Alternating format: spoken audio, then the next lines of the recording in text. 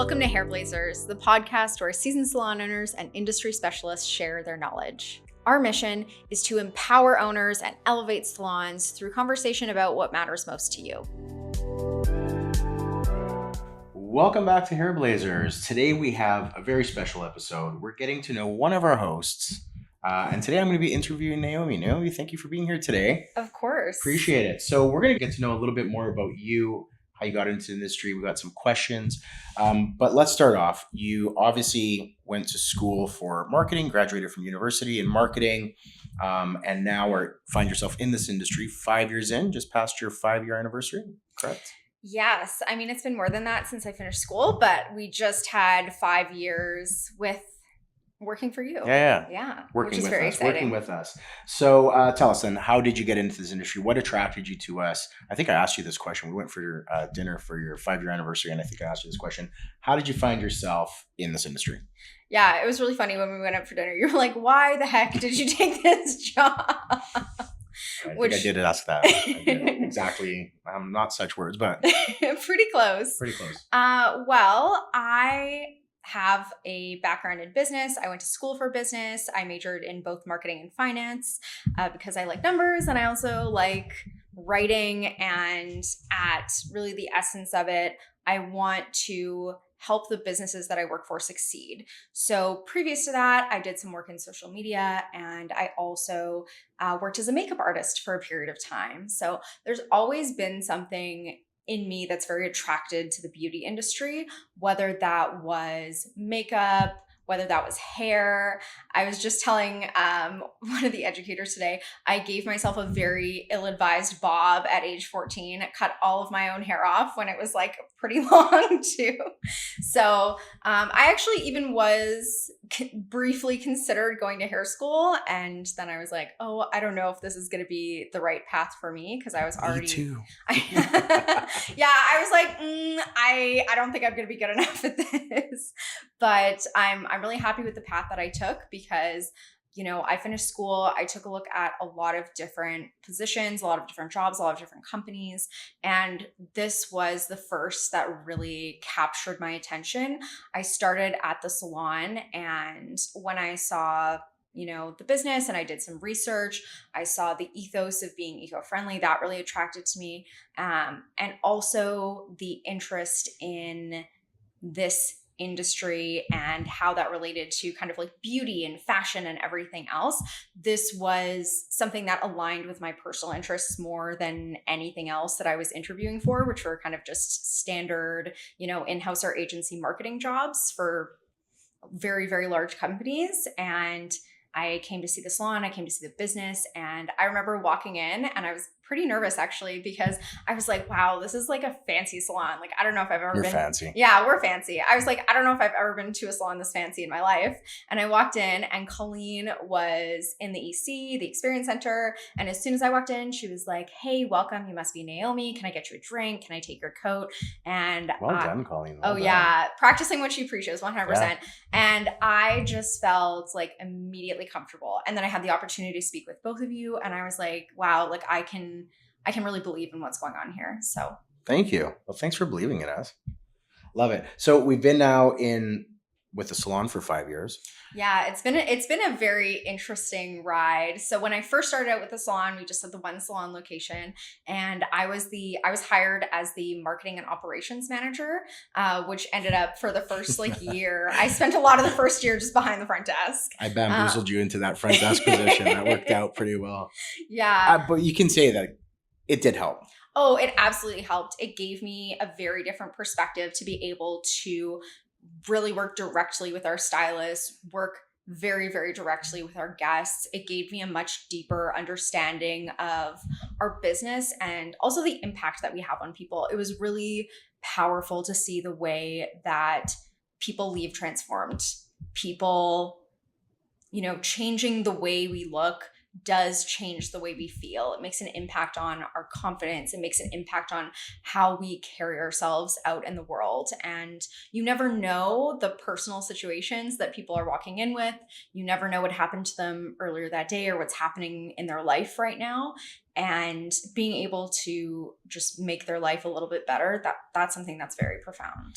Yeah, I agree with you. That impact that we have on our guests and our employees is really special and something not to be taken lightly for sure.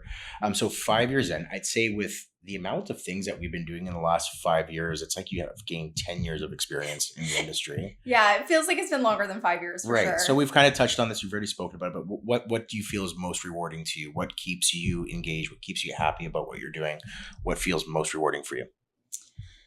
Yeah, I think that there's so many things that are rewarding about what I do. And I would say if you ask me that every year I've been in this role, which you've asked me something similar, I think my answers have been different at every single point. And I would say right now, one of the most rewarding things is the leadership that I've kind of stepped into, especially in the last like year to 2 years, and especially working with Jody and Cunity has been really impactful for me. We've been provided a lot of education as a leadership team at both of our businesses, and being able to grow and develop myself in that skill set, and also be able to coach others and grow and develop others, and also hear their feedback about what that means to them. Like that's been something that has been incredibly rewarding and not something I really foresaw for myself. So that's something that I'm really, really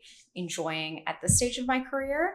And one thing that I'm also really enjoying is, or one thing that I should say is also very rewarding, is seeing the work that I do and that we do as a marketing team have an impact on the broader business. Because of course, I think talking about financials and talking about numbers and talking about the bottom line can often make it seem like that's the only thing that matters and that you don't care about people. But you need to have the profit, you need to have the bottom line in order to be able to support your people, in order to be able to provide education and help people grow and give people opportunity. So I think that seeing my impact in a more broader sense in terms of how it impacts everyone in the organization is definitely very rewarding for me. Gotcha. Yeah. And you've done such a great job developing as a leader.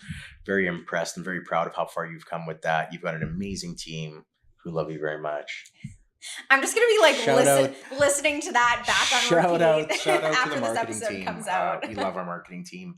But no doubt there are challenges that you've had along the way when it came to your leadership growth, when it came to growing our marketing aspect of our company. Tell me, what are some of the biggest challenges you had? And maybe you can share with our listeners on how you overcame those challenges. Yeah, absolutely. I would say there were different contexts where I had different challenges. I'm going to start with the leadership because that's one we've been talking about. I think that one thing that's really interesting is that the majority of leaders think that or people who are in leadership positions, I should say, think that they're really good communicators. And then if you ask the people that report to them, is your leader, your manager a good communicator? The rating drops very significantly. That's why I don't ask. That's one solution for sure. You've done a very good job of asking for feedback, though. So I'll say that holds very true. So I'm glad that you're able to do that. Sorry, continue. Yeah. So I think that, as leaders, as managers, oftentimes people think that they're really strong communicators, and the reality is on the other side that they're not. And then the other piece of that is that the number one piece that impacts people's job satisfaction is actually the relationship they have with their immediate manager. If you think about how much time you spend at work, that obviously impacts your greater life satisfaction. I think we've all had times where we have been really happy in jobs, and that's meant that kind of trickles down into the rest of our lives. And I think we've all had times where we've been very stressed out in jobs, and that trickles down to the rest of our life. So if I can be part of that impact for somebody, I think that that's super rewarding. But that was definitely a big area of growth. And there was a few key things that I had to learn to be able to go from just managing and giving people tasks to leading. And the first thing was coaching people to solve their own problems instead of just solving their problems for them. Because oftentimes the easiest thing to do is just go, okay, here's the answer, do it this way, do it this way, do it this way. But that doesn't actually help somebody grow and develop. And then that also creates a dynamic where they're very reliant on you to make decisions. And you get decision fatigue because you're making all of the decisions and you're not empowering those people to make decisions. So being able to switch to, even though it is more time in that moment, taking that little bit of additional time to coach somebody on here's the way that you do it, or here's how you can find the answer, or even asking them, how do you find the answer? And I think one of the second most important things I learned about leadership was, again, don't prescribe. Don't be like, okay, we're going to do it this way. This is how it's going to work. This is, this is what I assume you think or want. Asking people those questions. What do you want? What's rewarding to you? How do you want to grow? What could a solution look like? I think that oftentimes as leaders, we think that we have to have all of the answers, and that's really not the case. One of the biggest things was when I think we did Fierce Conversations, and their coaching model is literally all about asking questions. It's not about, okay, here's the answer, I'm explaining everything, I'm spending 90% of the meeting talking. It's about sitting back, listening, and asking questions. Those few changes had a very big impact on me and the way that I was leading my team. So I think that growing from managing to leading was definitely a big challenge. And I think too, there was just a lot that I had to learn. And at various points, that was definitely more of a challenge for me. When I first came in, we had basically like no processes for anything. It was like, okay, just, It was an interesting time. It was an interesting time. It was like, okay, just follow someone around, see how they do it, and then remember that for next time. So we had no processes for anything. And now this year, I'm always talking your ear off about like how we need processes for things because that makes things scalable and growable. We didn't really have processes for things. It was like, oh, this is just the way we do it. And that's not really documented anywhere. And so I personally have a bit of a harder time learning that way. And then also when I was hired on, I was like the only marketing person in our organization. And for the first couple of years, that was definitely a challenge because I had to outsource a lot of that knowledge. I had to find training. I had to teach myself how to do a lot of things. But I think because I did it that way, it made me more resourceful. It made me more resilient. And it also, just helped my growth and development and to be able to help others with that in the future. Amazing. So in your role, you also have the opportunity to work with our students. We have a marketing component in our curriculum where you come in, I believe it's 3 times throughout their program. Yeah. So 3 times throughout their program, you come in and do a marketing component. What advice would you give to those newly graduated students or someone who's been in the industry for 2, 5, 10 plus years? What advice would you give to those people on how to best market themselves in our industry today? Yeah, I think that that's a great question. And I forgot this when we were talking about things that are most rewarding to me, but I really do love being able to educate, be able to work with our students.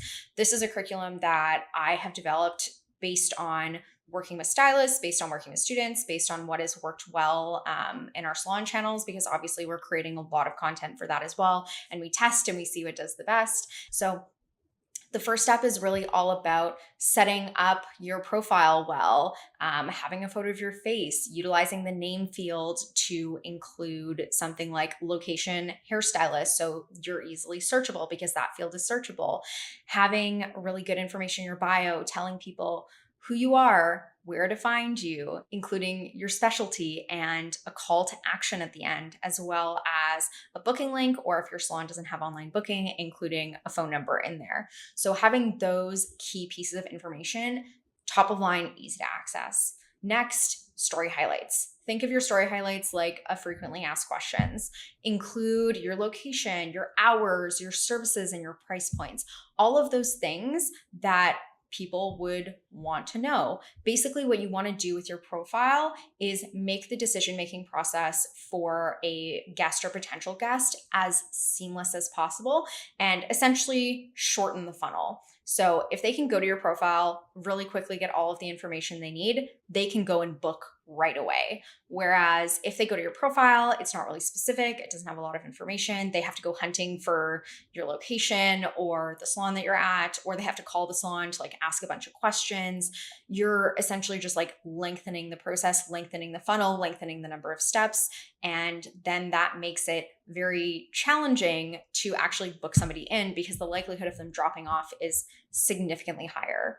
I actually did a full episode a few episodes ago. Great episode. Yeah, about 20 tips. They're applicable to salons. They're also very applicable to stylists. I definitely recommend because I go way more in depth than I could right here. But having a strong social presence, at least, take an hour, take 2 hours, set up all of those basic things that I just mentioned, and then also set yourself up a plan to create content of the hair that you're doing. Because the number one thing that people want to see when they go to your profile, and there are many, many bells and whistles that are great to have, like showing your face, tutorials, your favorite products, how you style your hair. All of these things are great and show your personality and can help create a parasocial relationship with your guests before they even come in and see you, or strengthen a relationship with an existing guest.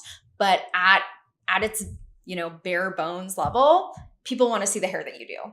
And even if you don't have that many guests, that can look like setting somebody up after their service when their hair is colored, styled, cut, and getting a photo, putting them in a different position, getting a second photo from another angle, switching your phone over to video, taking like a 5 or 10 second video of the hair.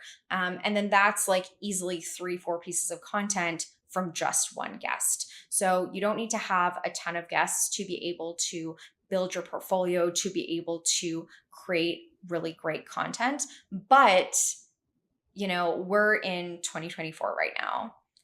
You are a small business if you're a hairstylist. And as a hairstylist, you are a small business. And as a small business, it is not optional for you to be on social media. People will be looking for you on social media, even if you're giving them a business card, even if you are giving them other information like the salon website, they are still going to want to see your work. And if you want to be competitive to all of these other stylists that are showcasing their work all over social, you need to be doing the same thing.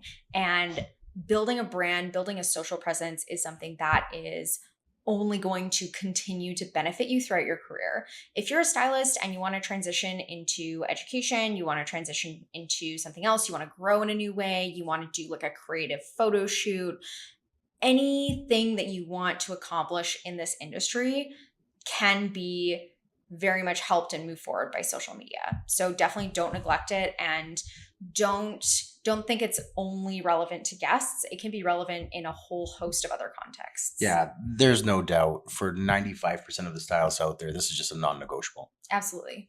Great advice for stylists. What advice would you give to salon owners who maybe at this point in time aren't doing any marketing, or marketing inconsistently at best?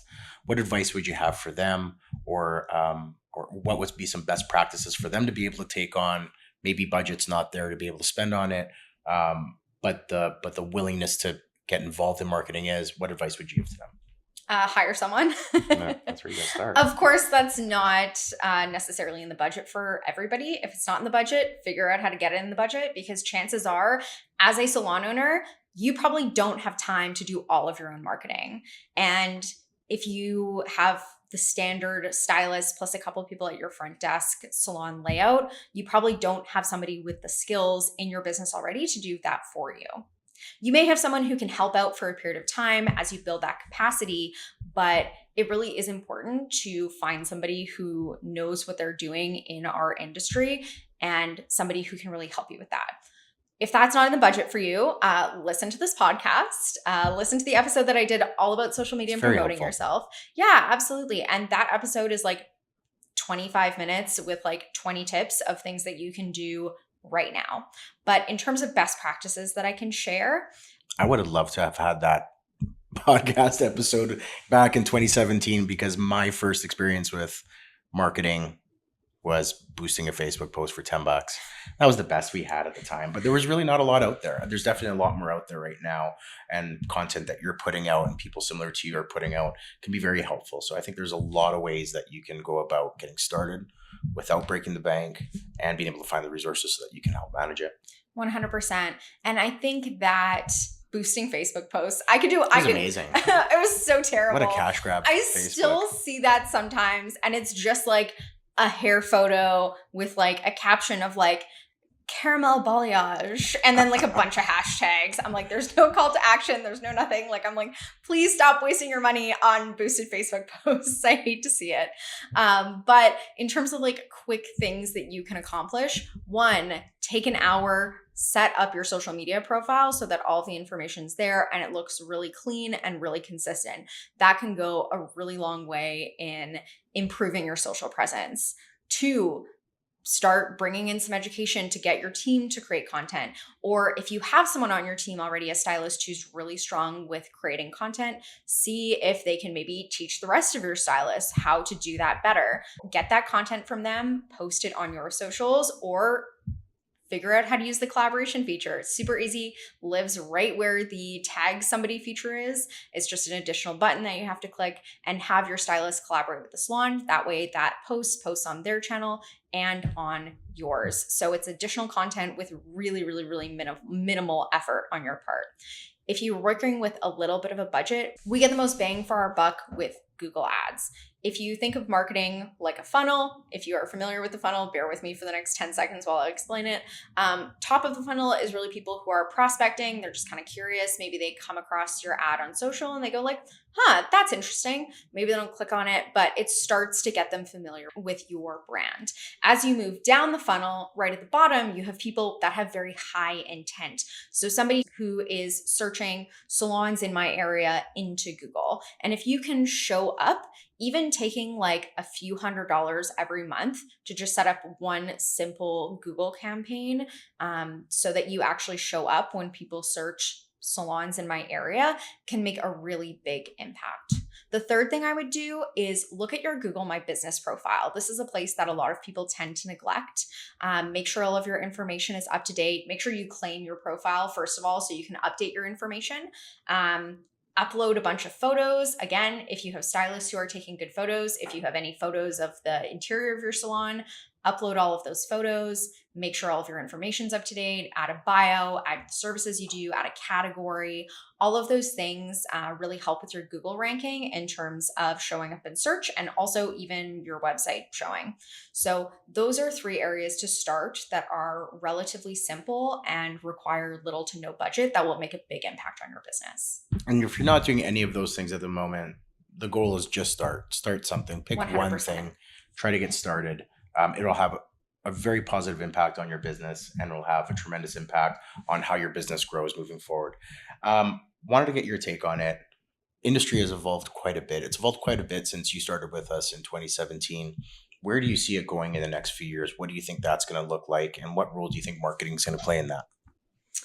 Yeah, I was thinking about this a little bit before the episode, and I think that there are a lot of salons that have been in business for a long time and maybe don't see the benefit of changing, don't see the benefit of implementing new technology, or it's just simply not a priority.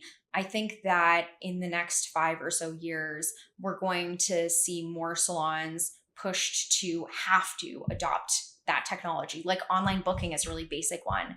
Having a functional website is another really basic one. If you don't have those 2 things, I would really get started with those, because those are incredibly important. Having a social media presence, and even things that are more advanced, like having 2-way texting or having automated messages for certain things, like when it's time for a guest to come back and book in another appointment.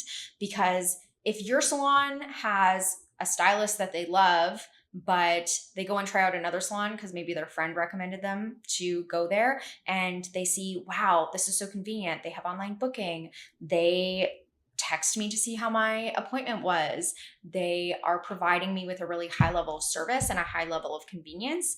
Even if they've been going to your salon for a long time, the possibility of them switching is relatively high because you're just not providing the same level of convenience with technology. So I think that in the next, and it's so hard to predict, I think things have advanced at such a rate.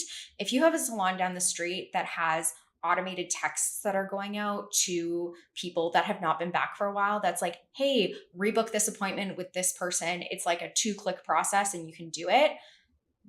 People are more likely to go back to that salon than to your salon where they're not receiving, many or any marketing touch points. So I think if you are in that position where it's like you don't have online booking, you don't have much of a website, or you have a website that you haven't revisited for 10 years, you're not doing much in the way of social media, again, pick one and see what you can do to develop and grow.